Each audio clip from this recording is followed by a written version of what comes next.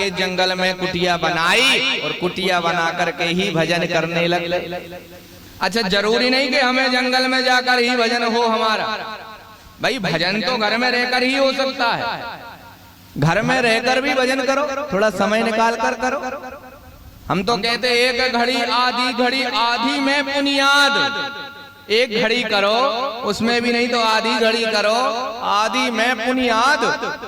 तुलसी, अरे थोड़ी तो चर्चा करो भगवान की, एक नियम बनाओ।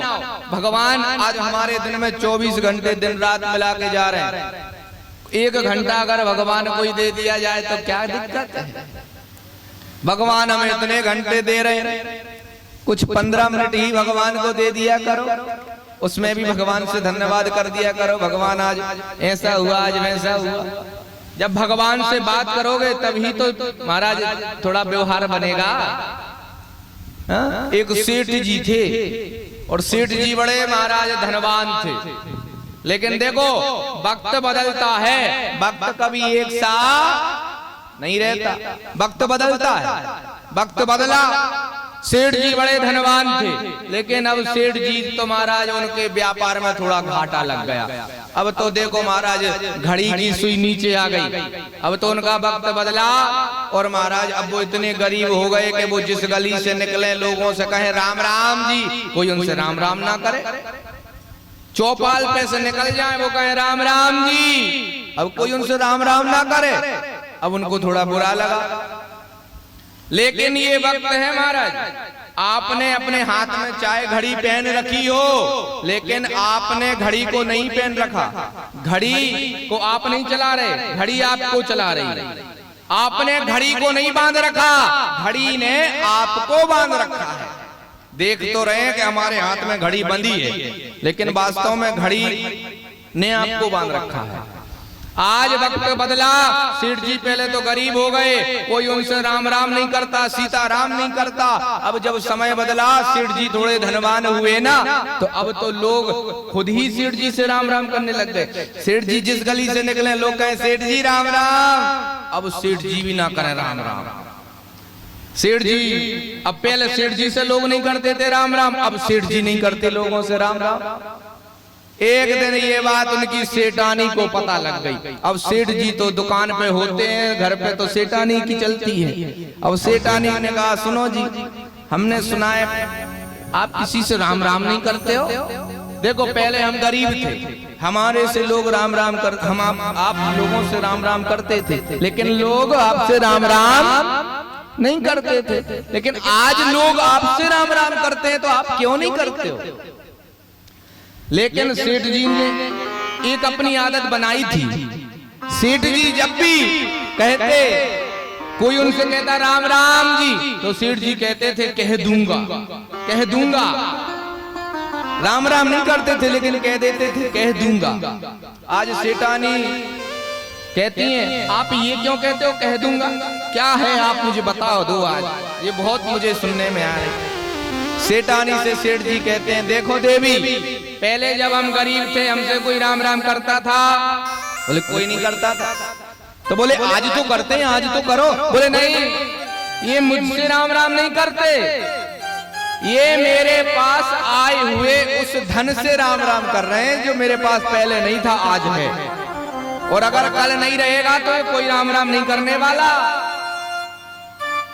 इसीलिए देवी, मैं जब भी कोई मुझसे राम राम करता है तो मैं कह देता हूँ कह दूंगा, कह दूंगा, क्योंकि मुझसे थोड़ी उस लक्ष्मी से राम राम कर रहे हैं। रात को तिजोरी खोलता हूँ और तिजोरी में सबसे कह देता हूँ लक्ष्मी जी से देखो जी आज उसने राम राम किया, आज उसने राम राम की। उनकी राम राम है, मैं आपसे पहुंचा दे रहा हूँ, क्योंकि इनकी राम राम थी, वो मेरे से थोड़ी राम राम कर रहे हैं। बोलो राधे।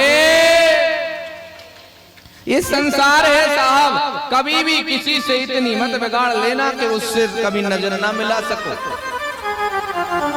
जड़ देखो, भरत जी की 3 जन्म की कथा। भरत जी ने अपने जीवन में सब कुछ त्याग दिया, सब कुछ, जाकर के जंगल में कुटिया बनाई और रहने लग गए।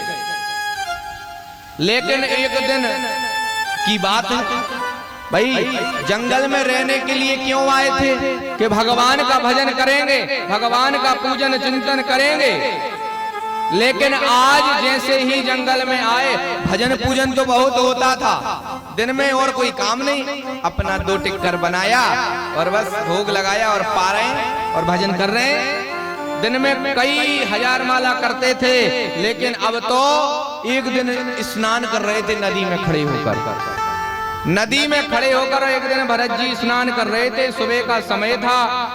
स्नान करते करते उन्होंने देखा कि एक गर्भवती हिरनी नदी में डूब रही है। गर्भवती हिरनी नदी में डूब रही है, और नदी में डूब रही है क्योंकि पीछे से शेर ने दहाड़ लगाई थी, तो वो डर के मारे नदी में कूद गई, गिर गई, और उसके बच्चे का जन्म हो गया नदी में ही, और वो हिरनी मर गई। अब वो छोटो सा बालक हिरण का बच्चा नदी में बहता हुआ जा रहा था। अब तो जड़ भरत जी जो महाराज थे राजा, उन्होंने उस हिरण के बच्चे को उठाया, आग जलाई नदी के किनारे पर, और आग जला करके उसको थोड़ा सांत्वना दी, उसके मुंह में नरम नरम दूबा घास खिलाई। लेकिन उस हिरण के बच्चे से भरत जी की ममता हो गया, मोह हो गया, प्रेम हो गया उस हिरण के बच्चे से। अब तो देखो वो छोटा सा बड़ा हुआ थोड़ा। अब जब वो भरत जी महाराज जब महाराज वृक्ष के नीचे बैठते भजन करने के लिए, वो आ जाता, इनको चाटने लगता। अब उसको गोद में बैठा लेते हिरण के बच्चे को, अरे इसके मेरे अलावा है ही कौन। अब उससे प्रेम हो गया। आए थे हरि भजन को और ओटन लगे कपास। ये वही बात, संसार छोड़ा, घर परिवार छोड़ा, अपने माता पिता पुत्र सब छोड़ा, राज गद्दी छोड़ी। क्यों? मोह था, बंधन था, ममता थी। और आज जब जंगल में आ गए तो वही ममता उसमें लगा ली। वही ममता जब उसमें लगी, अब तो भजन करने बैठे और वो हिरण का बच्चा आ जाता गोद में, अब उसके साथ खेलने लग जाता। एक दिन की बात है, वो हिरण का जब थोड़ा बड़ा हुआ बच्चा तो हिरण के झुंड में ही चला गया। कहाँ चला गया? हिरण के झुंड में चला गया। अब देखो, जब हिरण के झुंड में चला गया तो अब तो भरत जी तो भजन तो छोड़ गए, अब हिरण कर रहे हैं, बेटा हिरण कहाँ गए, हिरण कहाँ गए। अब हिरण हिरण करके ही मर गए, प्राण त्याग दिए। अंत समय जिस चीज को सोच करके प्राण त्यागोगे, दूसरे जन्म में वही बनना पड़ेगा। ये कथा भागवत की है, और ये देखो कह रही है, अंते या मति सा गति। भरत जी हिरण हिरण का चिंतन करते मरे तो 2 हिरणी बन गए। क्या बन गए? हिरण तो बन गए दूसरे जन्म में, लेकिन उनको ये याद रहा कि मैं भरत हूँ, घर परिवार छोड़ा था भजन करने के लिए। हिरण के मुंह में पड़ करके हिरण बन बैठे। जानकारी सब थी। अब क्या करें हम, अब क्या करें। एक दिन यज्ञ, वो जंगल में आग लग गई। जंगल में आग लगी तो इन्होंने अपने आप को जला दिया। हिरण थे ना, अपने आप को जला दिया, प्राण त्याग दिए।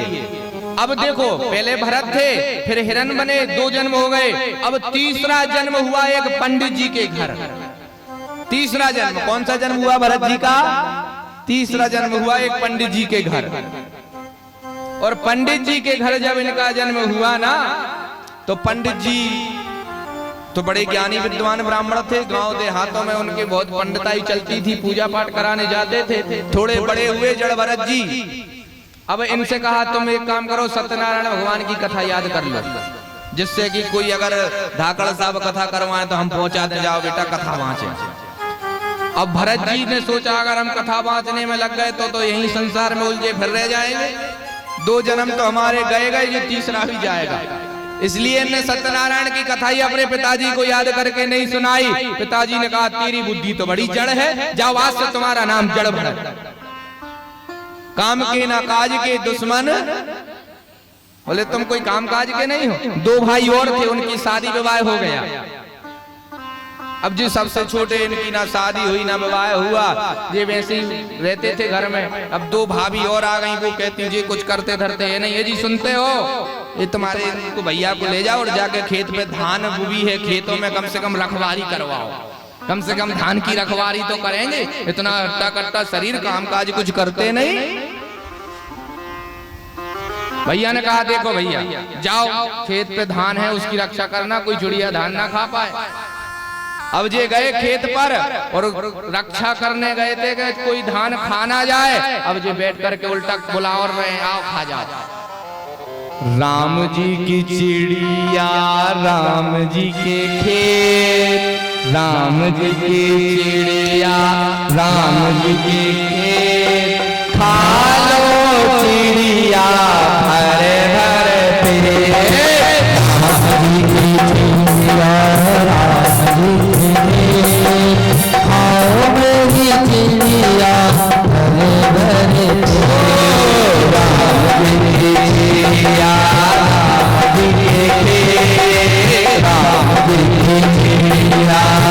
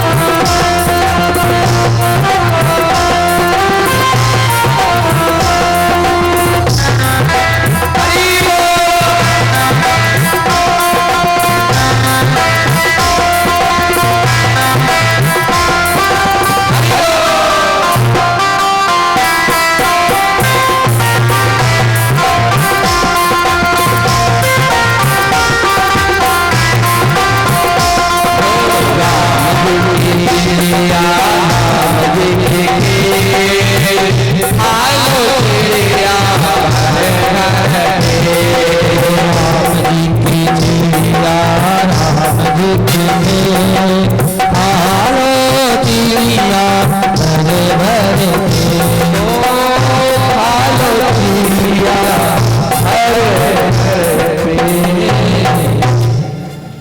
अब तो महाराज वो चिड़िया आए और सब महाराज चुगा खा खा करके जा रहे हैं। अब तो भैया ने देखा अरे राम राम राम राम जी क्या कर दिया, रक्षा करने पहुंचाए तो आज से तुम्हारा खाना पीना बंद। अब तो रोटी नहीं आई खेत पर सो गए, भूखे प्यासे सो रहे थे खेत पर। अब जब खेत पर सोए भूखे प्यासे तो एक दिन की बात है, क्या हुआ वो जंगल में कौन रहते हैं, कोल भील है, कोल भील रहते हैं जंगलों में। तो उन्होंने एक अपनी माँ भद्रकाली से कोई वरदान मांगा होगा, वो उनकी मनोकामना पूरी हो गई। उन्होंने कहा था हमारी मनोकामना पूरी होगी तो हम आपको नर बलि देंगे। तो एक राजा था भीलों का, उनने कहा जाओ देख कर लाओ, जो मिल जाए आज उसकी बलि दे देंगे। रात का समय खेतों में धूड़ा जा रहा था, कोल भीलों ने देखा तो जड़ भरत जी सोते हुए दिखाई दे गए। जड़ भरत जी से भीलों ने कहा जी महाराज भोजन पकवान पाओगे? अब भूखे तो थे ही जे, क्योंकि चिड़ियों को सब खिला दिया, इनको कुछ खाने को मिला नहीं, घर से भोजन नहीं आया। इन्होंने कहा हाँ हाँ बिल्कुल करेंगे भोजन। चले गए, इनके आगे महाराज खूब सुंदर थाली लगाई, रबड़ी रसमलाई मालपुआ सब खिलाए इनको पहले तो। अब इनको जब खिलाए तो जी बड़े खुश हुए, खाते गए। उसके बाद कहा चलो तैयार हो जाओ। अब एक बड़ा सा व्यक्ति वो खड्ग लेके खड़ा हुआ, हाँ जी सिर झुका दो यहाँ। भरत जी बोले जी क्या हो रहा है? बोले जैसी सेवा अभी तक आपने स्वीकार करी थी ये सेवा भी स्वीकार करो। भरत जी बोले अब हो गई जय जयकार। भरत जी बोले ठीक है जैसी प्रभु की इच्छा। जैसे ही उन्होंने अपना सिर झुकाया भद्रकाली प्रकट हो गई। भद्रकाली ने कहा अरे ये तो भक्त हैं, भरत जी हैं, ये तो भगवान का भजन करने को ही जड़ बुद्धि के बन गए हैं। अरे ये मार देगा तो अपराध हमें भी लग जाएगा। आज भद्रकाली प्रकट हो गई, उस कोल भील के हाथ से, कसाई के हाथ से हाथ में खड्ग लिया और सभी कोल भीलों को मार दिया। बोलो भक्त वत्सल भगवान की जय। भद्रकाली मैया को जड़ भरत जी ने प्रणाम किया और वहां से निकले। जैसे ही भद्रकाली को प्रणाम करके भरत जी वहां से निकलते हैं, रास्ते में चलते हुए जा रहे थे, एक सिंधु सौवीर देश का राजा रहुगण पालकी में बैठ कर के जा रहा था। कैसे जा रहा था? पालकी में बैठकर। पहले कार होती नहीं थी, बैलगाड़ी हो या रथ होते थे, पालकी होती थी। तो पालकी में बैठ कर के जा रहा था। पालकी में 4 कहार लगते हैं। अब 4 कहारों में से एक कहार हो गया बीमार। अब जब वो कहार थोड़ा बीमार हो गया तो महाराज से कहा, महाराज एक कहार बीमार हो गया है, कोई किसको लगाएं बताओ। तो आज राजा रहुगण ने कहा, जो भी दिखे किसी को भी लगा लो, सब अपने ही राज्य के हैं, सब कोई मना नहीं करेगा। आज जड़ भरत जी चलते हुए जा रहे थे वहीं से। आज महाराज जैसे ही देखा जड़ भरत जी चलते हुए वहां से जा रहे थे, कहारों ने कहा, इधर आओ, ये हमारा एक कहार बीमार हो गया है, थोड़ा इनको सहारा दो ना। जड़ भरत जी लग गए पालकी में। आज जैसे जड़ भरत जी पालकी में लग गए, पालकी में तो लग गए महाराज, लेकिन जड़ भरत जी जब चलते थे ना तो एक एक पैर देख करके रखते थे आगे, कहीं कोई हमारे पैरों के नीचे चींटी तो नहीं आ रही, चींटे तो नहीं आ रहे, पैर के नीचे जीव कोई हत्या तो नहीं हो रही, हमसे अपराध तो नहीं हो रहा। तो भरत जी ने देखा जंगल में, देखो अब वो चींटियों की लाइन जाती ना, कभी कभी लाइन से चींटे जाते हैं, चिंटे जाते हैं। तो वो चींटे भीलों से युद्ध हो गया, मारे गए। और महाराज ध्रुव जी ने भी अब तो धनुष उठा लिया और जाकर के युद्ध करने लगे, बहुत लोगों को मारा। नारद जी आए, बोले, अरे तुम तो भक्त हो भगवान के, तुम कहाँ धनुष को उठा रहे हो? आप धनुष मत उठाओ, अगर भक्त ही ऐसा करेंगे। ध्रुव जी बोले, क्रोध आ गया था, हमारे भाई पर आक्रमण कर दिया, धनुष उठा लिया था। अब आज ध्रुव जी फिर से मंत्र जाप करते हैं। ध्रुव जी 36,000 वर्ष तक राज्य कर लेते हैं जब, तो उनको स्वर्ग से विमान लेने आया, ध्रुव लोक से। ध्रुव जी ने कहा, मुझे विमान लेने आया है, मैं अकेला नहीं जाऊंगा, मैं माता जी को भी अपने साथ लेके जाऊंगा। मेरी माँ का मेरे अलावा इस संसार में है कौन? 2 विमान आए, माता जी को भी साथ बैठाया। लेकिन जैसे विमान में ध्रुव जी बैठने लगे, मृत्यु आ गई। मृत्यु बोली, ए ध्रुव जी महाराज कहाँ जा रहे हो? इस संसार का नाम आपको पता है क्या है? मृत्यु लोक। इस संसार में व्यक्ति को यहाँ से जाने के पहले मृत्यु को प्राप्त करना पड़ता है। हम मृत्यु हैं, हमारे ऊपर हमें स्वीकार करो, पहले मर जाओ, उसके बाद ही संसार से जाओ। ध्रुव जी बोले, जी तो बड़ी परेशानी हो गई, ये देवी जी तो मानती नहीं, कुछ सुनती नहीं। अब तो ध्रुव जी ने कहा, अब खड़े हुए थे, ध्रुव जी ने कहा, थोड़ा नीचे देखो, कुछ गिर गया है। जैसे मृत्यु नीचे को देखने लगी, मृत्यु के सिर के ऊपर पैर रख के ध्रुव जी विमान में बैठ गए। बोला, ध्रुव जी महाराज की। जो भगवान के भक्त होते वो मृत्यु के भी सिर पर पैर रख करके महाराज स्वर्ग को चले गए। आज ध्रुव जी ध्रुव लोक में चले गए, अपनी माता सहित गए, और आज ध्रुव तारा बन करके चमक रहे हैं। ऐसे भक्त हैं भगवान के। बोलो भक्त वत्सल भगवान की। ध्रुव जी महाराज ये भक्त हैं प्रभु के। क्या बोलना पड़ेगा? राधे। आगे महाराज सुंदर कथा आती है पृथु चरित्र की, महाराज ऋषभ चरित्र की कथा आती है, उसके बाद भरत चरित्र की सुंदर पावन कथा आती है। भरत जी के 3 जन्म की कथा है भागवत में।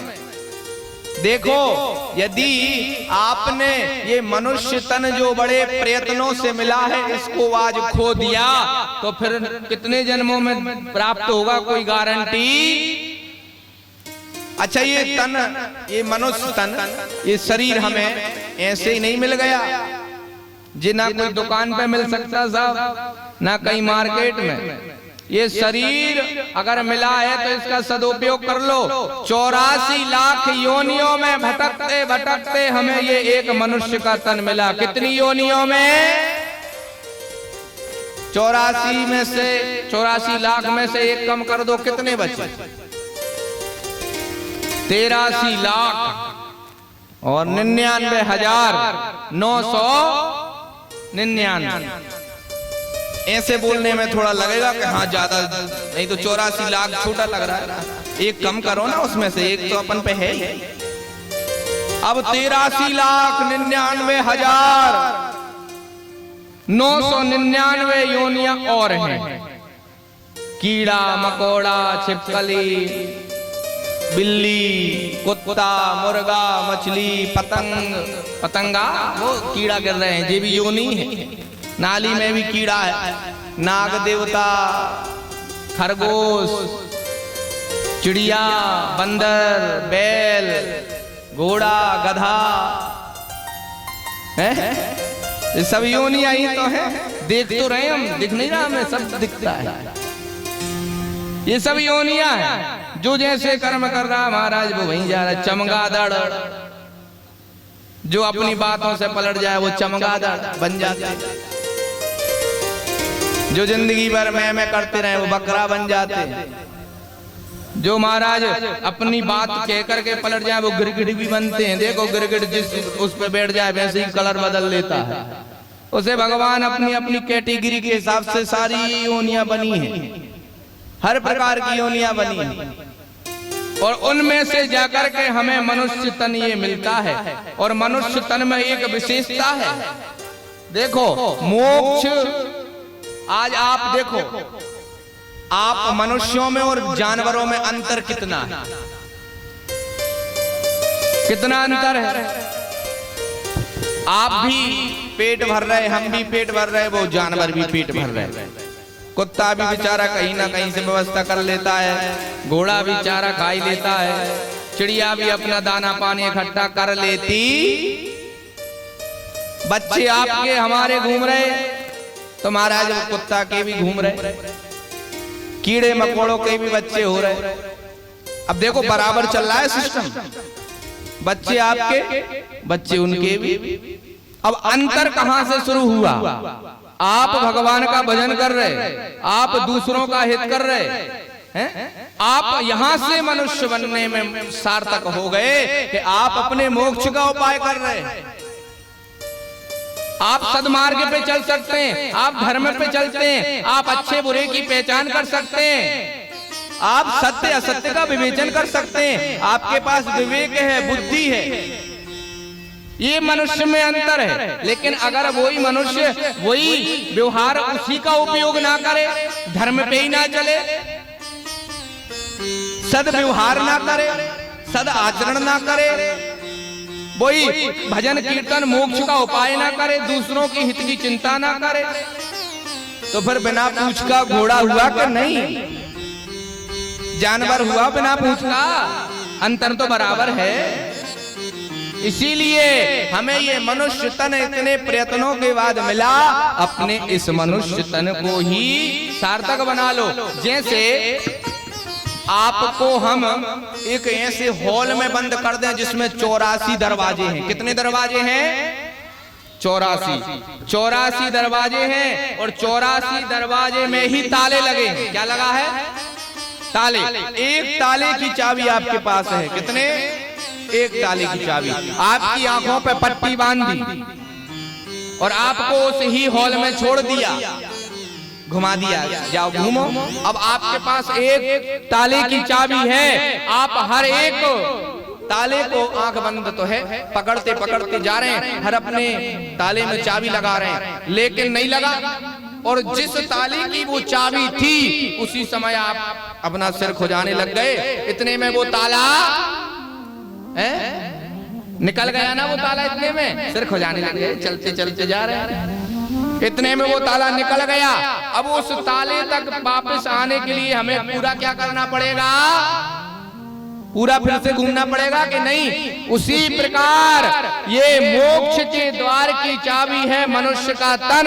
इसी द्वार से आप अपने मोक्ष का द्वार उद्धार कर सकते हो।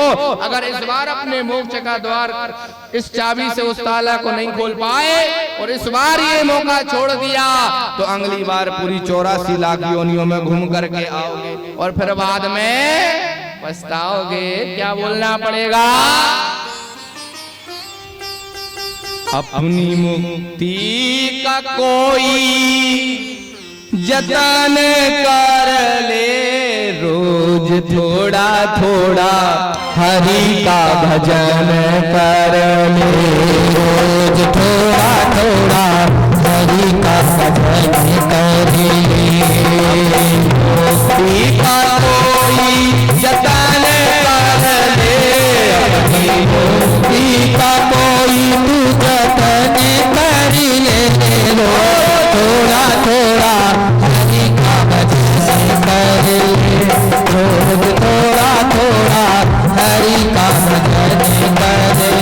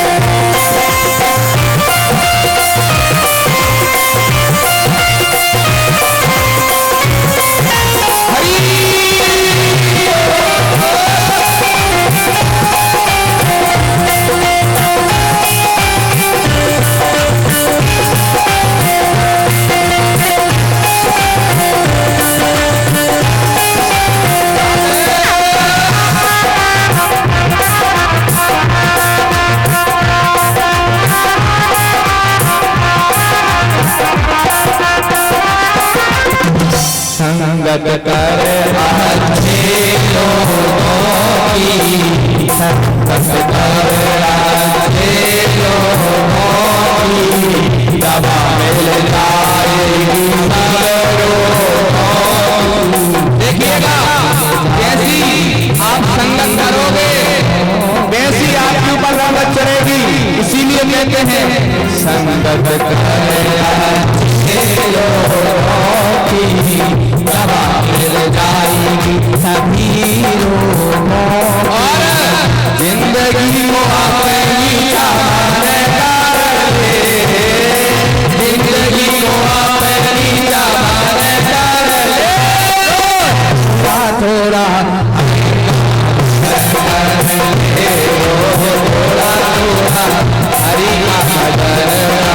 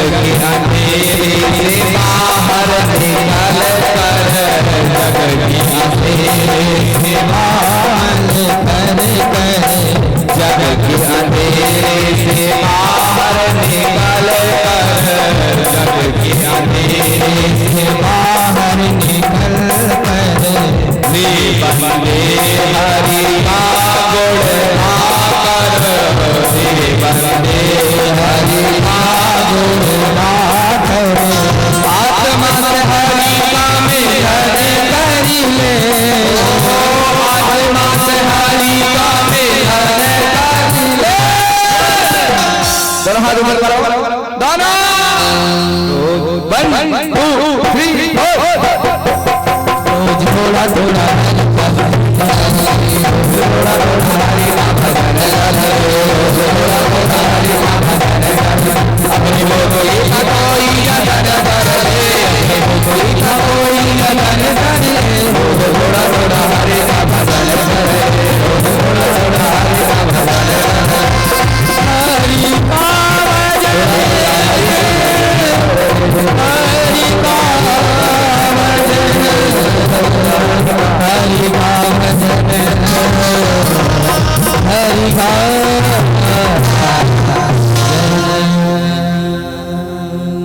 रोज थोड़ा थोड़ा हरि का भजन कर ले अपनी मुक्ति का कोई जतन कर ले थोड़ा थोड़ा हरि का कितना भी करवा लो महाराज हम तो मौन व्रत ही करेंगे। बोलो राधे, हम तो कसम खा के आए हैं। महाराज आज सुंदर कथा यहाँ से महाराज आरंभ होती है भरत जी की। भरत जी देखो बहुत बड़े राजा थे भरत जी, ध्यान से सुनो। देखो भगवान के भक्त भगवान को पाने की जब लगन लग जाए, देखो भरत जी बड़े राजा हुए, राजा तो थे लेकिन मन में ये रुचि आई कि अब मैं अपना सब कुछ त्याग करके वन में रहूंगा। ऐसा तो हमें भी कभी कभी मन में आता है। कभी कोई बच्चा अगर लड़ाई कर ले तो लगता है चलो अब हम घर में रहेंगे नहीं, हम जाएंगे वृंदावन या अयोध्या चित्रकूट कहीं जाएंगे, आश्रम में रहेंगे। गुस्से में थैला उठाया, बैग उठाया, अपने 2-4 जोड़ी कपड़ा रखे, स्टेशन तक पहुंच गए, गुना तक। अब सुबह गुस्सा हुए थे, शाम को घर ही घूम रहे दिखते गांव में। घर पे पहुंचे, लोगों ने कहा क्यों? अब वो तो पप्पू का याद थोड़ा आ गया, वो पोता है, छोटा है, रोता है, अब थोड़ा उसका शादी विवाह हो जाए, फिर देखो हम रुकेंगे थोड़ी। ये बंदर जैसा वैराग्य है, आता तो है लेकिन फिर जल्दी से चला जाता है, फिर से मुंह लग जाता है। अब महाराज लेकिन भरत जी तो राजा थे, उनने सबको अपना राजपाट पुत्र दे दिया, जाओ हम तो अब बाबा जी बन गए। और सीधे आकर हर जगह हम देव स्थानों पर जाते हैं, हम भगवान से सिर्फ और सिर्फ मांगते ही मांगते हैं। क्या करते हैं? दिल पे हाथ रख के बताओ कभी आपने ये कहा प्रभु आपका बहुत बहुत धन्यवाद, आपने हमें बहुत कुछ तो दिया। अरे आपने हमें इतना अच्छा शरीर दिया, आपने हमें परिवार दिया, अच्छा घर दे दिया, और आपने तो भगवान हमें बड़ी कृपा की कि आपके दास बना लिया। कभी भगवान से कुछ शुक्रिया भी तो किया करो। करते हो कभी? कौन कौन करता है? भगवान के सामने जाके कौन कौन कहता है कि प्रभु आपने हमें कुछ बहुत कुछ दिया, हम आपका धन्यवाद। धन्यवाद कौन कौन करता है? किया करो, धन्यवाद भगवान का किया करो। वो भी वहां देखते होंगे। अरे आपका बच्चा, यदि आप अपने बच्चे को दुकान पे कुछ सामान लेने के लिए पहुंचाओ, जाओ बेटा कपड़े धोने की साबुन लेके आओ। अब वो साबुन लेने सुबह का गया, शाम हो गई तब तक आया। अब अगर सुबह का गया शाम को आएगी तो पहली माता तो पहले उसको धोएगी कपड़ा, तो बाद में पहले उसकी धुलाई होगी। अच्छा उसको कुपात्र कहेंगे कि सुपात्र? उसी प्रकार भगवान ने कहा था जाओ, और हमने भी भगवान से वादा किया था प्रभु हम इस संसार में जाएंगे, आपका भजन करेंगे। लेकिन यहाँ आकर तो हम आए थे हरि भजन को, रोटन लगे कपास। हमें संसार में वास्तव में भगवान का भजन करने ही आए थे। अभी एक आगे हम आपको कथा श्रवण कराएंगे, पुरंजन और पुरंजन उपाख्यान। हम जीवात्मा हैं सब, यही तो खेल चल रहा है। दो मित्र थे, पुरंजन और एक था अभिज्ञात। क्या? एक थे पुरंजन और एक थे अभिज्ञात। अब महाराज पुरंजन और अभिज्ञात दोनों मित्र थे। एक दिन चर्चा हुई, चलो भाई हम थोड़ा घूम कर आते हैं। अब महाराज दोनों घूमने आए थे, ऊपर से निकल के जा रहे थे। अब तो महाराज उसने देखा 10 दरवाजे वाला एक महल, जिसमें 365 काले 365 गोरे सैनिक हैं। 5 फन का नाग उस द्वार की रक्षा कर रहा है। अब पुरंजन ने अभिज्ञात से कहा, भैया भैया मैं जाऊंगा इस नगर में, घूम के आऊंगा, देखो कितना अच्छा 10 दरवाजे वाला है, मुझे जाने दो। पुरंजन जब जाने की जिद करने लगा, अभिज्ञात ने कहा, अच्छा तुम जाओगे, ठीक है तुम जाओ, लेकिन देखो भूल मत जाना, हम यहीं घूमेंगे, तुम हमें ढूंढ लेना, हम यहीं रहेंगे, ठीक है। अब महाराज पुरंजन चले गए और उस नगर में जाकर के जैसे ही उस 10 दरवाजे वाले शहर में घुस गए, अब तो महाराज वहां एक बगीचा था, वहां एक सुंदर देवी जी घूम रही थी और उनसे जाकर के मिले। उन्होंने कहा, आप सुंदर हम सुंदर, दोनों विवाह कर ले। अब दोनों का विवाह हो गया। अब तो महाराज वो समय बीतता गया, लेकिन एक दिन की बात है, एक जरा देवी नाम के ने आक्रमण कर दिया। 365 काले 365 गोरे सारे सैनिक मारे गए। वो जो 5 फनों का नाग रक्षा करता था उस हवेली का, वो भी मारा गया। अब तो महाराज पुरंजन भी मारा गया और जो उसने विवाह किया था वो पुरंजनी भी मारी गई। अब तो पुरंजन जो था उसका एक दूसरे राजा के यहाँ जन्म हुआ, लड़की बनकर, उसकी कन्या बनकर, ठीक है। अब कन्या बनकर के उसका जन्म हुआ और वो बड़ा हो गया। अब उसको सब पता तो है नहीं, वो तो भूल गया मैं पुरंजन था, मैं घूमने गया था, मैं पहले पुरंजन था, अब मैं लड़की बन गया हूँ, कन्या बन गया हूँ। अब उसने महाराज उसका विवाह भी दूसरे राजा के साथ हो गया और एक दिन उसका जो पति था वो मर गया, वो चिता पे लेटा हुआ था, उसको जलाया जा रहा था।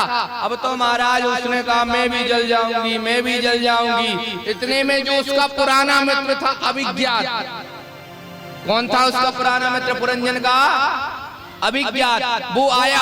उसने कहा, ये तो मेरा मित्र है पुरंजन, लेकिन ये लड़की बन गया। आज हाथ पकड़ के कहा, अरे तुम मरने की बात करते हो, तू तो मेरा मित्र है। उसने कहा, छोड़ो मुझे, तुम मित्र कहते हो, तुम्हें शर्म नहीं आती, मैं इनकी पत्नी हूँ। उसने कहा, अरे तुम सब कुछ भूल बैठे हो, ये तुम्हारा दूसरा जन्म है, पहले तुम पुरंजन थे, हम मित्र थे, तुम घूमने आए थे।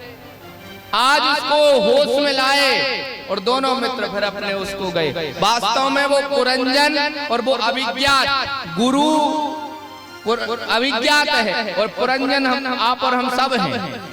कैसे? देखो इस संसार में हम जिस 10 द्वार के महाराज उसमें रह रहे हैं, वो हमारा शरीर ही है, शरीर ही है। 5 कर्मेंद्रियां, 5 ज्ञानेंद्रिया जी सैनिक हैं। 365 काले और 365 गोरे, ये सैनिक और कोई नहीं, दिन और रात हैं। कौन है? 365 काले 365 गोरे सैनिक दिन और रात हैं। और जो जरा देवी आक्रमण करती है वो और कोई नहीं, वो बुढ़ापा ही है। जरा वो बुढ़ापा है। जब वह आक्रमण कर देता है तो हमारे सारे दिन रात खत्म हो जाते हैं, लेकिन कोई सदगुरु आकर के राह दिखाए तो महाराज हमें फिर ये याद आता है, अरे हम तो महाराज वहां से आए थे और हम वहीं को चले जाते हैं बुढ़ापे के बाद। ये सत्यता है।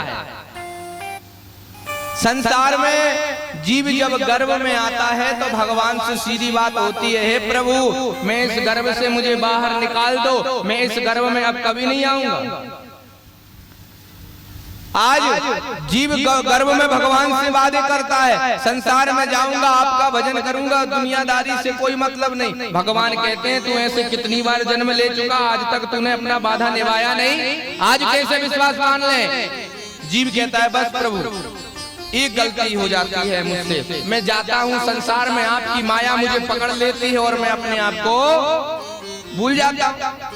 आप मुझे थोड़ा इशारा कर देना कि भजन करो, तो मैं याद आ जाएगा, भजन करेंगे। फिर भगवान ने कहा ठीक है, तुम्हें इशारा कर देंगे। अब तो बच्चे का जन्म हुआ, अब गर्भ जैसे जन्म हुआ, अब तो छोटा सा बालक, मम्मा उठा रहे, चाचा उठा रहे भतीजा, पिताजी उठा रहे मेला बेटा, बुआ उठा रही मेला, मैं नाम रखूंगी इसका। अब तो महाराज उसके रिश्ते नाते इतने हो गए, अभी उसने आंख खोली नहीं, उसके बड़े रिश्ते बन गए। और जैसे ही महाराज अब थोड़ा बड़ा हुआ, स्कूल जाने लगा, और बड़ा हुआ, विवाह हो गया, अब तो गृहस्थी के कार्य में उलझ गया। अब किसी ने कहा भैया, अब इशारा कर रहे हैं भगवान, भैया चलो मंदिर चलें, भागवत हो रही है। अब कहता है मुझ पे अभी टाइम नहीं है, टाइम निकालेंगे, 7 दिन की भागवत है, एक आध दिन चलेंगे। अब वो इशारा नहीं समझ में आ रहा। अब जिस दिन फिर समझ में आएगा, कब? जब फिर मुलाकात होगी, जब फिर कौन बनेगा करोड़पति, आमने सामने सीट पे बैठ के खिलेगा कि बताओ आपने क्या किया। देखो ये जो हमारे कर्म है ना, ये मानो महाराज हम में एक जैसे मोबाइल में कार्ड डलता है ना, कार्ड, उसमें सारा सब कुछ रिकॉर्ड होता है, वैसे ही हमारे अंदर भी एक ऐसी मेमोरी लगी हुई है। और महाराज सब कुछ उसमें अच्छे बुरे कर्म रिकॉर्ड हो रहे हैं। जब हम यहाँ से जाते हैं, भगवान के साथ बैठते हैं, मान लो वहां पे हमारे अंदर से चित निकाली जाती है, और वहां पे जो अलग टीवी है उसमें लगाई जाती है, और बस कॉफी पीते पीते कहते हैं हाँ देखो आप अपनी मूवी देखो, कैसी पिक्चर चल रही है, देखो तुमने चोरी भी की, तुमने चकारी भी की, तुमने धोखाधड़ी भी की, तुमने झूठा बोली भी की, तुमने परेशान भी किया, और कोई अच्छा है तो देखो देखो वाह तुमने बड़ा अच्छा कार्य किया, वो भी है। कर्म प्रधान विश्वकारी राखा,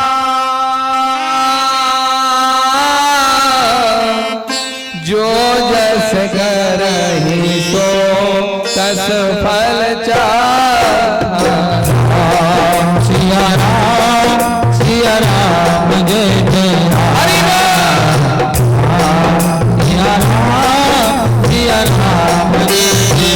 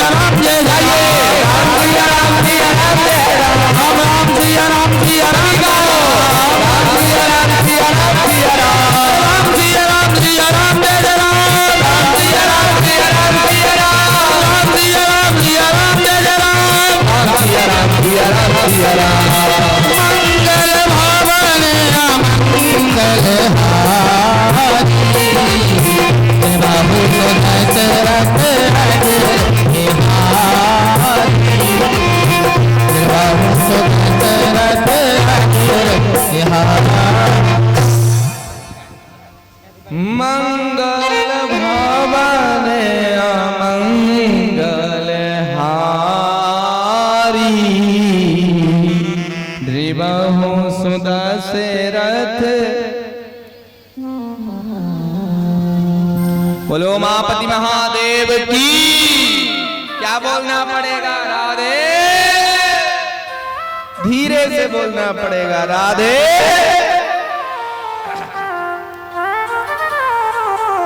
महाराज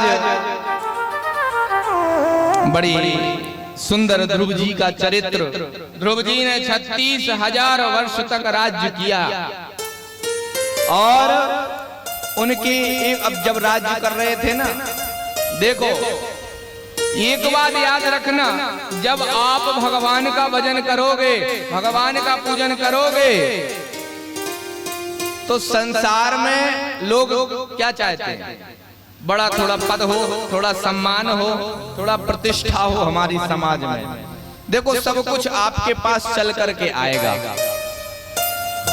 जब तक आप लक्ष्मी के पीछे भागोगे, लक्ष्मी आपसे उतनी ही आगे भागेगी। लेकिन जब आप नारायण के पीछे भागोगे तो लक्ष्मी आपके, भाई नारायण के पीछे लक्ष्मी चलती है, आप नारायण के पीछे रहो ना।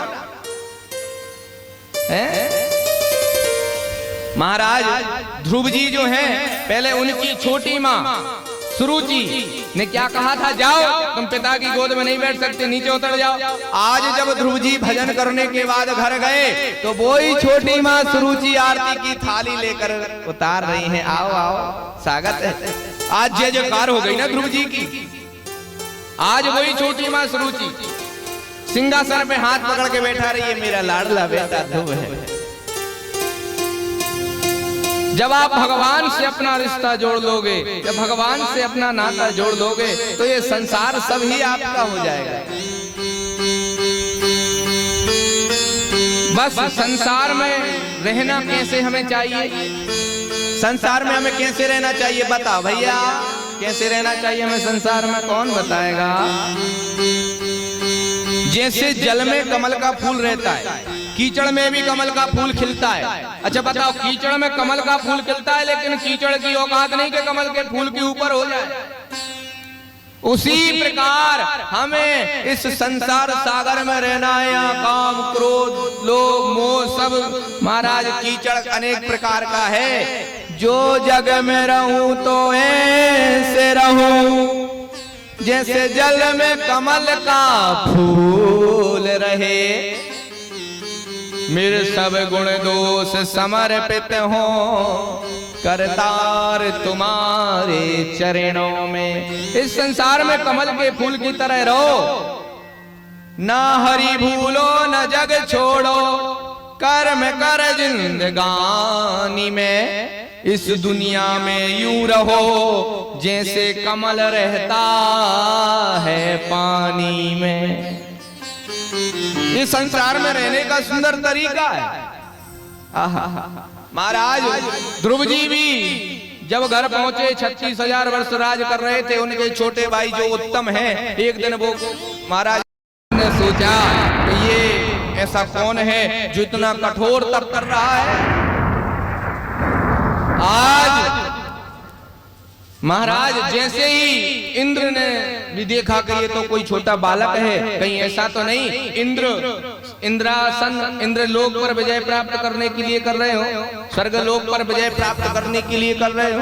क्योंकि जब कोई पृथ्वी पे जब तप पूजा करता है तो देवताओं को बड़ा डर रहता है, कहीं भगवान प्रसन्न हो गए जो ये ना कहते हमें स्वर्ग का राजा बना दो। आहा, आज भगवान कहते हैं वाह भक्त। भगवान भी आंख बंद करके अपने भक्त ध्रुव को देख रहे हैं। आज देखो भक्त दो प्रकार के होते हैं। एक वो जो भगवान को याद करते हैं, लेकिन जब भक्त की एक ऐसी सीमा आती है जो रोज भगवान का चिंतन करता है ना, उसे एक दिन भगवान भी उस भक्त का चिंतन करते। आज रोज 5-6 महीने एक सांस पर महाराज खड़े होकर ध्रुव जी ने भगवान का चिंतन किया। लेकिन आज भगवान के कानों में ध्रुव जी की पुकार पहुंची और ध्रुव जी का चिंतन भगवान नारायण कर रहे हैं। वाह मेरे भक्त। और लक्ष्मी जी से कहते हैं देवी मेरा भक्त देखो तो सही कितना जप कर रहा है। आहा, मैं उसके दर्शन के लिए जा रहा हूँ। आज लक्ष्मी जी से भगवान ने ये नहीं कहा मैं दर्शन देने जा रहा हूँ, नहीं नहीं, मैं अपने भक्त के दर्शन करने आते हैं उस भक्त का भगवान। आज ध्रुव जी के सामने ही भगवान आकर प्रकट हो गए। बोलो नारायण भगवान की जय। ध्रुव जी के सामने आकर भगवान खड़े हो गए, लेकिन भक्तों ध्रुव जी ने आंख नहीं खोली। क्यों नहीं आंख खोली? क्योंकि ध्रुव जी के अंदर तो वैसे ही भगवान बैठ गए थे। ध्रुव जी के मन मंदिर में उन्होंने अपनी भगवान की सुंदर मूर्ति लगाई थी। उस मूर्ति में जैसे भगवान सामने खड़े वैसे के वैसे ही भगवान तो उनसे अंदर बैठे बैठे बात कर रहे थे। भगवान समझ गए, अच्छा ये अंदर मेरी ही छवि से बात कर रहे हैं। भगवान ने वो छवि हटा दी अंदर से। अब ध्रुव जी घबरा गए और उन्होंने कुछ नहीं देखा और तुरंत आंख खोल दी। और जैसे ही आंख खोला, जो मन में भगवान दर्शन दे रहे थे वहां से तो गायब हुए, लेकिन अपने सामने खड़ा हुआ देखा, प्रसन्न हो गए और चरणों में गिर गए। लेकिन अब 5 वर्ष के हैं ध्रुव जी, अब बोले तो बोले क्या? ना तो स्तुति आता, ना मंत्र आता, ना ही पूजा पाठ विधान आता, कुछ आता थोड़ी था 5 वर्ष की बालक। भगवान समझ गए। भगवान ने अपना शंख ध्रुव जी के गालों से लगा दिया। देखो भगवान जब कृपा करते हैं तो गूंगा भी बोलता है, लंगड़ा भी दौड़ता है, बहरा भी सुनता है। बिन पग चले सुने बिन काना, बिन कर कर्म करहि विधि नाना। जब भगवान कृपा करते हैं तो कुछ भी हो सकता है। आज भगवान ने अपने शंख को ध्रुव जी के महाराज गाल से लगा दिया, कपोलों से लगा दिया। इतने में तो महाराज ध्रुव जी ज्ञानी हो गए। ध्रुव जी को सब वेद पुराण मंत्र याद हो गए। आज ध्रुव जी भगवान की स्तुति करने लगे। योन्ता प्रवेश्य मम वाचमिमां प्रसूप्ता संजीवयस्य किल शक्तिधरा स्वनाम्ना अन्यांस्तहस्तचरण श्रवणत्वगादि प्राणान्नमो भगवते पुरुषाय तुभ्यं। ध्रुव जी कहते हैं, हे प्रभु आप सर्वशक्तिमान हैं। आप ही मेरे अंतःकरण में प्रवेश करके मेरी इस तुच्छ वाणी से बोल रहे हैं। अरे आपको मेरा बारंबार प्रणाम है। आज भगवान प्रसन्न हुए। अरे बालक ध्रुव पुत्र, हम प्रसन्न हैं। इतनी कठोर तप करने की क्या जरूरत? बोलो क्या चाहते हो, क्या मांगना चाहते हो बताओ। अगर भगवान आपके सामने कभी आ जाए और कहे मांगो हम आपसे प्रसन्न हैं, क्या मांगना चाहते हैं? मोबाइल मांग लोगे? ये तो बड़े होशियार है टीम। भगवान से भगवान को ही मांग लोगे, इसमें तो घाटा है। इसमें अच्छा भगवान के साथ तुम भी मंदिर में बैठ जाओगे। चिरौंजी का सुबह शाम 2 का भोग लगेगा, तो 2 अगरबत्ती सुबह 2 शाम। भगवान से 2-3 पार्टियां हैं, तुम रुक जाओ, बोलो राधे। हाँ तुम्हारी टीम का जो हल्की लग रही है तो मोर टीम बुलाओ पहले। हाँ आज ध्रुव जी भगवान से कहते हैं, प्रभु अब मैं क्या मांगू? सब कुछ दीना आपने, भेंट करूं क्या नाथ? नमस्कार की भेंट है, जोड़ूं दोनों हाथ। ध्रुव जी कहते हैं, प्रभु मुझे संसार की क्या चीज चाहिए? मुझे तो केवल और केवल आप ही मिल जाओ। भगवान तो मन की बात जानते हैं।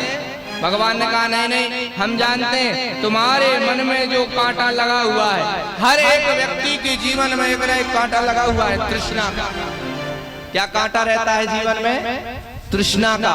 पहले साइकिल थी, अब तो अभी की बात नहीं, पहले थोड़े समय पहले 2005-2000 के समय की बात मान लो, साइकिल थी। लोगों ने सोचा अब साइकिल है कहाँ, महाराज बड़े परेशान होते हैं, धूप हो रही, बारिश हो रही, मोटरसाइकिल की व्यवस्था हो जाती तो थोड़ा मजा ही आ जाता। आहा, मोटरसाइकिल की व्यवस्था भी थोड़े समय बाद हो गई। अब मोटरसाइकिल की व्यवस्था हो गई, मोटरसाइकिल तो हो गई, लेकिन अब मोटरसाइकिल भी परेशानी। अब थोड़ा 4 व्हीलर हो जाए तो थोड़ा और क्या हो जाए, आनंद आ जाए। अब 4 व्हीलर भी हो गई साहब, समय बदलता गया, 4 व्हीलर भी हो गई। लेकिन जब थोड़ा और समय निकला तो अरे अब 4 व्हीलर ही बेकार, अब तो और बढ़िया मकान। मतलब व्यक्ति की एक तमन्ना पूरी हुई कि दूसरी तैयार है, एक काम पूरा हुआ कि दूसरा तैयार है। आज अच्छा, जब तक कांटा निकलेगा नहीं तब तक आप पवित्र नहीं हो रहे, क्योंकि तृष्णा में अगर कोई मन में चीज जिज्ञासा लगी रही और वो मार दी जाए तो भी अच्छा नहीं।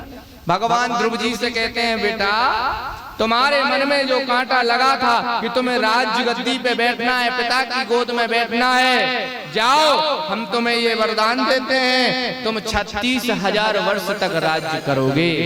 बोलो ध्रुव जी महाराज की जय। और अंत में जाकर के ध्रुव लोक में तुम अपने आप ही चमकते रहोगे। ये भक्त है जो भगवान की भक्ति करते हैं, जो भगवान में अपना तन मन लगा देते हैं, एक दिन वो भी महाराज उनका नाम भी अमर हो जाया करता है। आज ध्रुव जी की कथा हम और आप भागवत में सुन रहे हैं। ये भागवत उन भक्तों की ही तो कथा है। ऐसे भक्तों की जय जय। बोलो राधा रानी की, भागवत महापुराण की।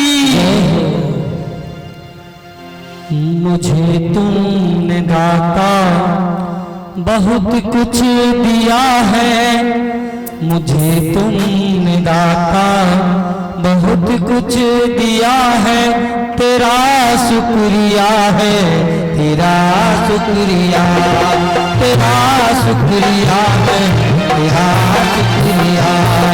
मुझे तुमने दाता बहुत कुछ दिया है, मुझे तुमने दाता बहुत कुछ दिया है, तेरा शुक्रिया है, तेरा शुक्रिया, तेरा शुक्रिया है, तेरा शुक्रिया।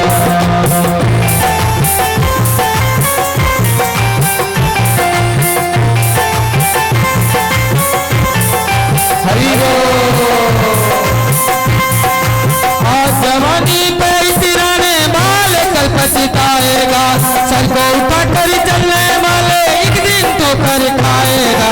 करता सूरज धीरे धीरे ढलता है ढल जाएगा, करता सूरज धीरे धीरे ढलता है ढल जाएगा, करता सूरज धीरे धीरे ढलता है ढल जाएगा, ढल जाएगा, ढल जाएगा।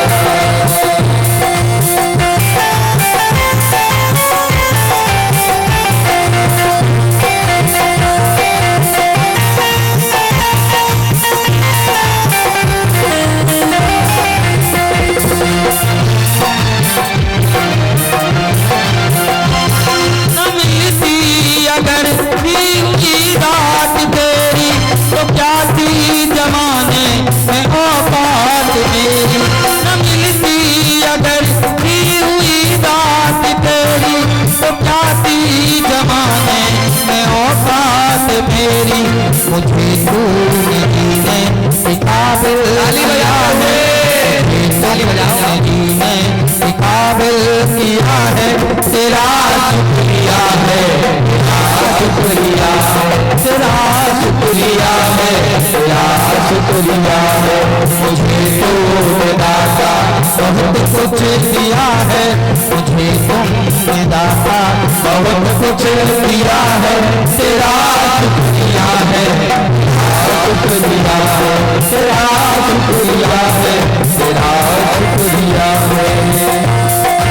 हरि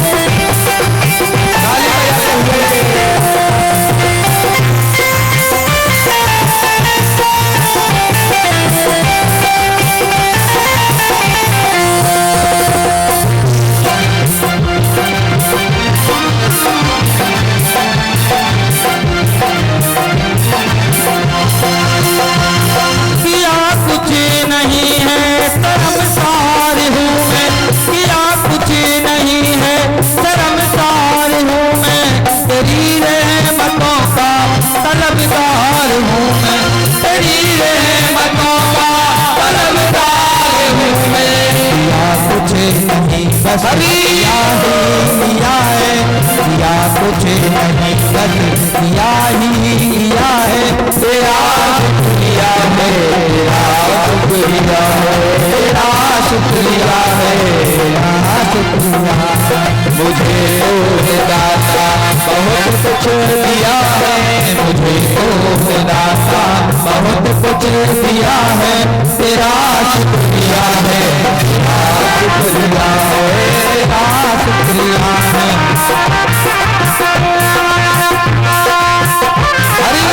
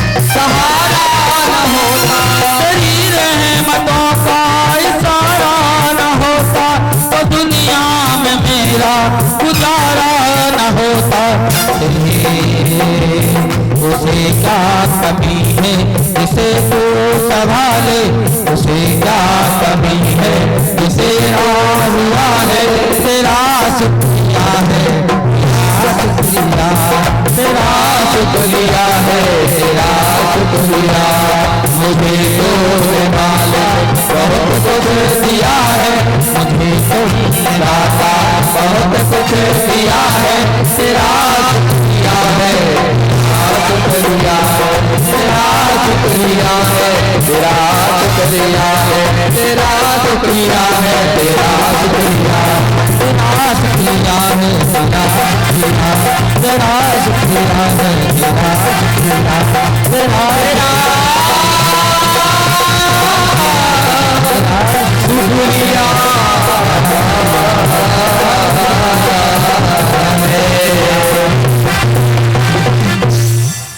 मुझे तूने दाता बहुत कुछ दिया है, तेरा शुक्रिया है, तेरा तेरा शुक्रिया है। क्या बोलना पड़ेगा दादाजी? जोर से बोलो राधे, बड़ी जोर से। महाराज हम मंदिर में जाते हैं, वो अभी डूबा नहीं है, जिस दिन वो डूब जाएगा उस दिन वो कुछ कह नहीं पाएगा। उसी प्रकार जो कहता मैं बहुत कुछ जानता हूँ, मैं बहुत ज्ञानी, मुझे सब पता, मुझे सब पता, उसको कुछ नहीं पता। जिस दिन उसको सब पता पड़ जाएगा उस दिन उसका मुंहबंदी हो जाएगा, क्योंकि उसे सब पता ही हो जाएगा ना। महाराज ये कथा का प्रभाव है, जिसे श्रवण कर मिट जाती है जन्म जन्म की व्यथा। जय जय कृष्ण कथा, जय जय राम कथा। ये भगवान की कथा सुनकर हम अपने जीवन की व्यथाएं मिटा देते हैं। और तो और एक बार एक नई नई शादी हुई, पति पत्नी दोनों कहीं घूमने जा रहे थे, पिकनिक मनाने स्टेशन पे बैठे थे। तो उन्होंने देखा कि अब देखो संत महात्मा तो जहां बैठते हैं वहीं अपनी पोथी पत्रा खोल के रामायण पढ़ रहे थे। एक संत थे स्टेशन पर बैठ करके रामायण का पाठ कर रहे थे। अब तो एक नई नई शादी हुई थी, पति पत्नी दोनों महाराज जा रहे थे। एक कह रहा देखो महाराज यही रामायण पढ़ रहे हैं, क्या होता है रामायण पढ़ने से? कुछ मिलता है रामायण पढ़ने से? इतने में जो ट्रेन से वो जाने वाले थे वो ट्रेन आ गई। अब ट्रेन में थी भीड़, डिब्बे बिल्कुल ठसाठस भरे हुए थे जोरदार। अब वो दोनों पति पत्नी चढ़ने के लिए चढ़े तो पति तो चढ़ गया लेकिन उसकी पत्नी बाहर ट्रेन की रह गई। ट्रेन चल पड़ी। अब तो थोड़ी देर बाद खींचातानी के बाद वो भी उतर गया और ट्रेन उसकी छूट गई। अब वो दोनों उदास होकर लौट गए और इतने में वो महात्मा जी जो रामायण पढ़ रहे थे उन्होंने कहा इधर आओ, अभी आप क्या कह रहे थे, रामायण पढ़ने से क्या होता है? महाशय, यदि आपने जीवन में रामायण पढ़ी होती तो आपको ये पता होता कि पत्नी को पहले चढ़ाया जाता है। सीता जी को राम जी पहले चढ़ा रहे नौका में, पीछे खुद चढ़ते हैं। तो आज अपनी पत्नी को तुम पहले चढ़ाते, पीछे तुम चढ़ते। रामायण सिखा रही है। रामायण दैनिक चीजों में भी हमें निज धर्म पर चलना सिखाती रोज रामायण। सूत जी महाराज कहते हैं, महाराज क्या भगवान बड़ी उम्र हो जाए? सूत जी महाराज प्रश्नों का उत्तर दे रहे सौनकादिक ऋषियों, क्योंकि आने वाले कलयुग में लोगों की आयु कम रहेगी, तो क्या भगवान किससे मिलेंगे ये बताओ। तो आज सूत जी महाराज सौनकादिक ऋषियों से कह रहे हैं कि भगवान उससे नहीं मिलते जिसकी आयु बहुत हो, जिसके ज्ञान बहुत हो, जो कोई पदवान हो, धनवान हो, बलवान हो, अरे कोई वान हो व्यक्ति। भगवान ये नहीं देखते कि व्यक्ति कैसा है। भगवान तो देखो 5 वर्ष की अवस्था ध्रुव जी महाराज की, कितने वर्ष की अवस्था थी ध्रुव जी महाराज की? 5 वर्ष की अवस्था में ध्रुव जी महाराज। आज सूत जी महाराज सौनकादिक ऋषियों को ध्रुव जी महाराज की पावन कथा श्रवण कराते हैं। एक देखो यहां से स्वयंभू मनु की कथा की ओर चलते हैं। मनु ने अपनी पत्नी शत्रुपा नाम की भार्या में भगवान की कला से उत्तानपाद तथा प्रियव्रत ये 2 पुत्र उत्पन्न हुए, जिसमें उत्तानपाद की 2 रानियां थीं, सुरुचि और सुनीति। ये 2 रानियां उत्तानपाद महाराज की थीं। और देखो महिलाएं, हमारी माताएं 2 ही प्रकार की होती हैं, एक होती है सुनीति और एक होती है सुरुचि। क्षमा करना, वो माताएं सुरुचि होती हैं जो अपने मन की मर्जी चलाती हैं। पति देव कुछ कहते रहे, सासू माँ कछु कहती रहे, लेकिन अपनी मन की मर्जी चलाएंगी।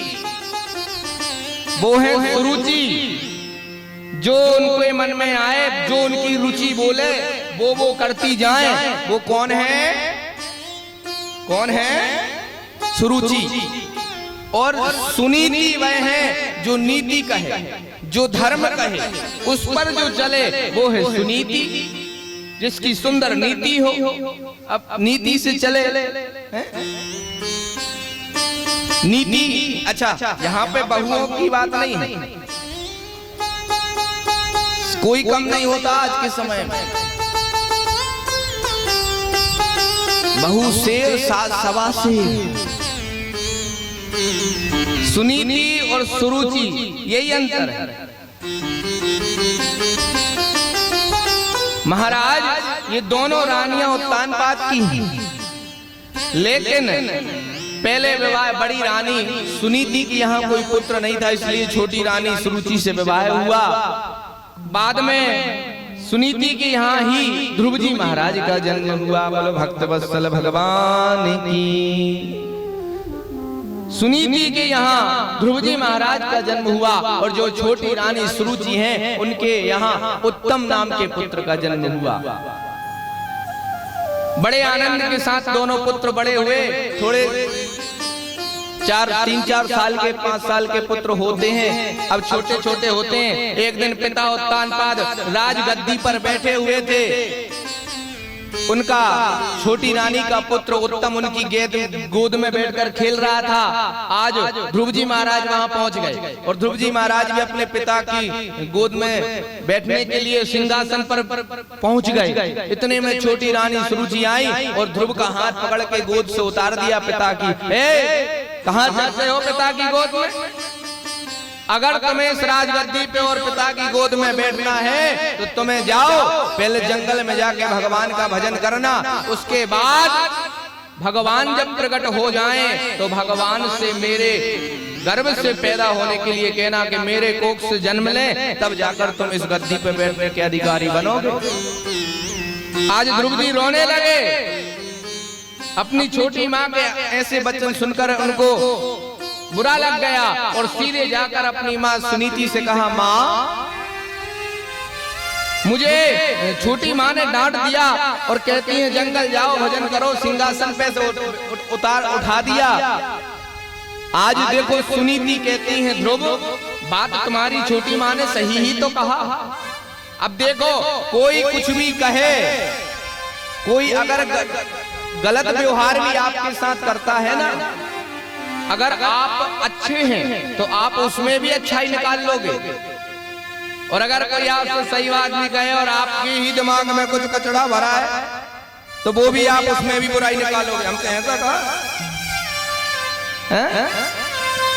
जो सदपुरुष होते हैं ना वो बुराई में ही अच्छाई देखते हैं, ये सत्पुरुष हैं। सुनीति कहती है नहीं, तुम्हारी छोटी माँ ने अच्छा तो कहा। अरे पुत्र, तुम इस छोटे से सिंहासन पर बैठने को परेशान हो रहे थे, इस छोटे से राज्य की गद्दी पर बैठने के लिए परेशान हो, पिताजी की गोद में बैठने के लिए परेशान हो। अरे तुम्हारी छोटी माँ ने तो उस परम पिता का मार्ग बता दिया, अगर उसने तुम्हें किसी गद्दी पे बैठा दिया तो सबसे ऊंची गद्दी वही होगी। जाओ और जाकर भजन करो। क्या गलत कहा हमने? तुम ताली मत बजाओ। आज रात्रि में ध्रुव जी महाराज को नींद नहीं आई। 4 से 5 वर्ष की आयु ध्रुव जी महाराज मन में चिंता, माँ को छोड़ के जाऊं, माँ अकेली है।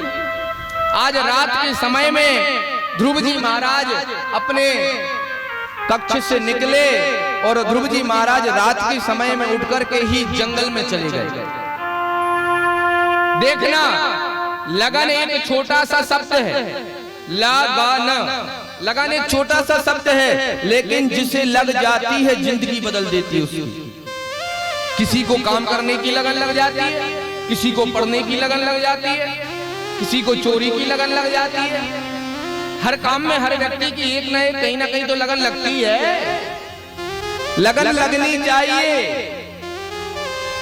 जो संत होते हैं उनकी लगन भगवान में लगी, जो व्यापारी होते हैं उनकी लगन पैसे में लगी, व्यापार में लगी। हर व्यक्ति की लगन अलग अलग जगह लगती है। आज उसी प्रकार ध्रुव जी महाराज की लगन भगवान को ढूंढने में लग गई। आज ध्रुव जी महाराज रात्रि के समय निकले। अब देखो 4-5 वर्ष का बालक जंगल में अकेला घूम रहा है, हाथ कानों में कुंडल, गले में माला, चमकीले चमकीले कपड़े पहन रखे हैं। आज जैसे ही ध्रुव जी महाराज जंगल में भटक रहे थे ना, कुछ डाकू लुटेरे आ गए। उन्होंने देखा ध्रुव जी छोटा सा बालक कौन है। कुछ डाकू बोले हमें तो साजिश लगती है, भाग जाओ। और उस बालक ध्रुव जी को देखकर ही डाकू भाग गए।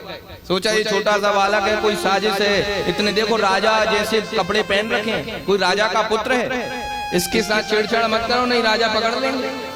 चोर भी देखकर भाग गए। लेकिन नारद जी आ गए परीक्षा लेने को। नारद जी ने कहा ये बालक कौन है? हाँ जी, कहाँ जा रहे हो रात के समय? क्या गलती से गुम गए हो? माता पिता कौन है तुम्हारे? हम बताओ, हम तुमको अपने महल तक छोड़ के आए। आज ध्रुव जी कहते हैं आप कौन? मुझे तो केवल और केवल इतना बताइए कि मुझे नारायण कहाँ मिलेंगे, मुझे प्रभु कहाँ मिलेंगे। नारद जी कहते हैं ए बालक, नारायण कोई 10 रुपए की चॉकलेट नहीं है, कोई खिलौना नहीं है। संत महात्मा जीवन भर तपस्या करते रहते हैं, जाप करते रहते हैं, पूजा हवन याप करते रहते हैं, तब जाके एक झलक नहीं मिलती। अभी तुम कहते हो भगवान कहाँ मिलेंगे, नारायण कहाँ मिलेंगे? चलो घर पर जाकर खेलना, मैं अपने साथ चलता हूँ, लेकर के चलो, घर पे छोड़ दूंगा। ध्रुव जी कहते हैं महाराज मुझे केवल और केवल नारायण का पता बता दीजिए। अगर आप नहीं बता सकते तो बात मत करो, मुझे तो बस मेरे नारायण के पास जाना है। वो कहाँ मिलेंगे? नारद जी कहते हैं बालक ये अभी खेलने कूदने की उम्र है, इस उम्र में भगवान नहीं मिला करते। आज ध्रुव जी कहते हैं नारद जी आपकी बात उचित है, संत भगवान हैं आप, लेकिन मेरा दिल इतना छल्ली हो गया है अपनी सौतेली माँ, छोटी माँ के वचन सुनकर कि आपकी ज्ञान की बात उसमें जा तो रही है लेकिन उसमें रुक नहीं पा रही। मुझे तो नारायण कहाँ मिलेंगे बताओ। आज नारद जी समझ गए पक्का चेला है भाई।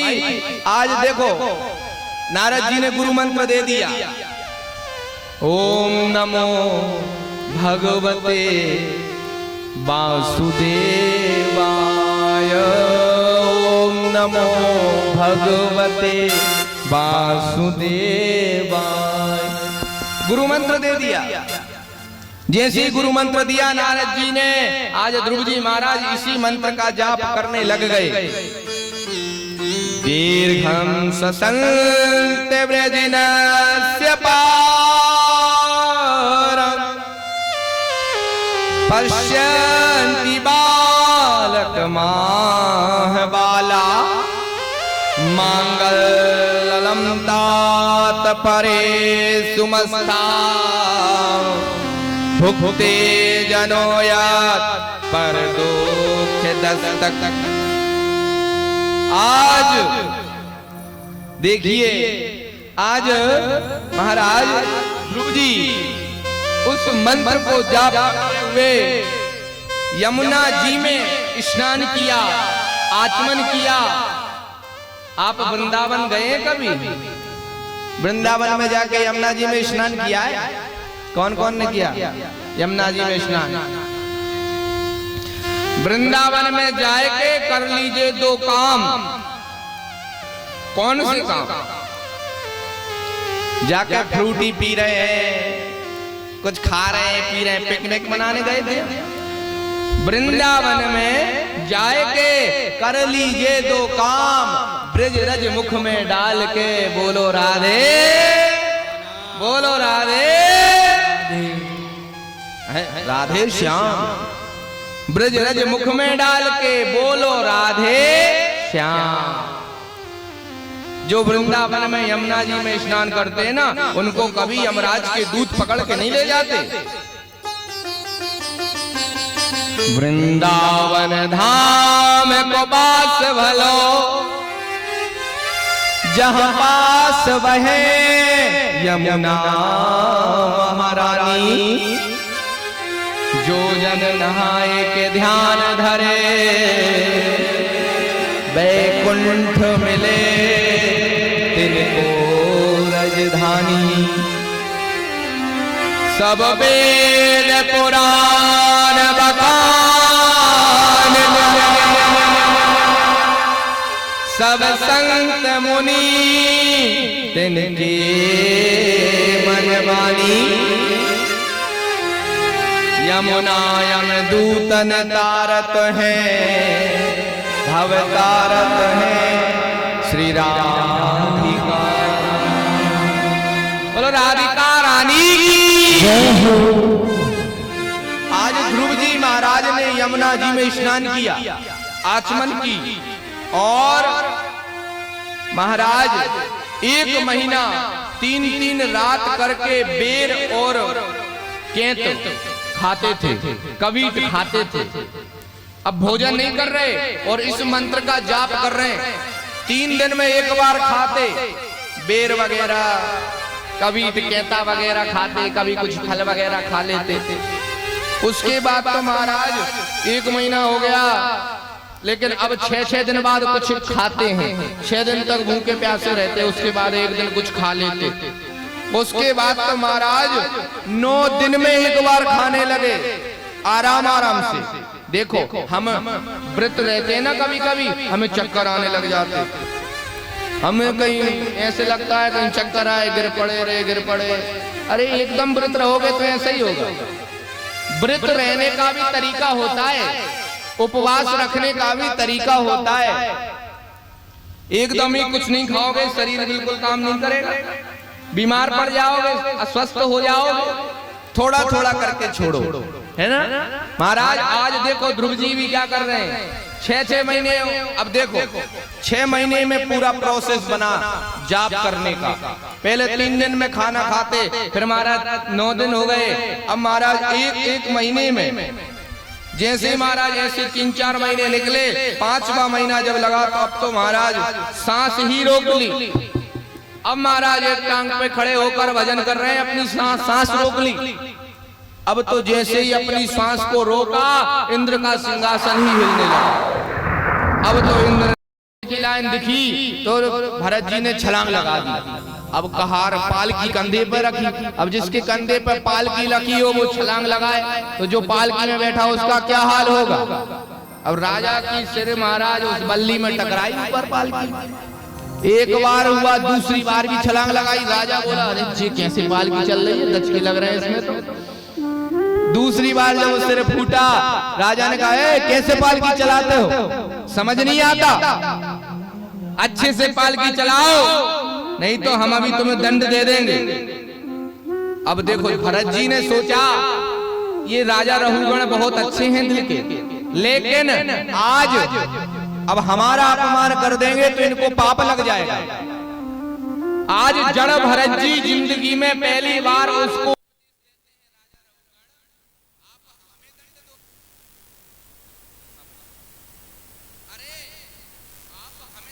कैसे दे सकते हो दंड, तो आप शरीर को दोगे और मैं तो आत्मा हूं। हम क्या हैं? आत्मा।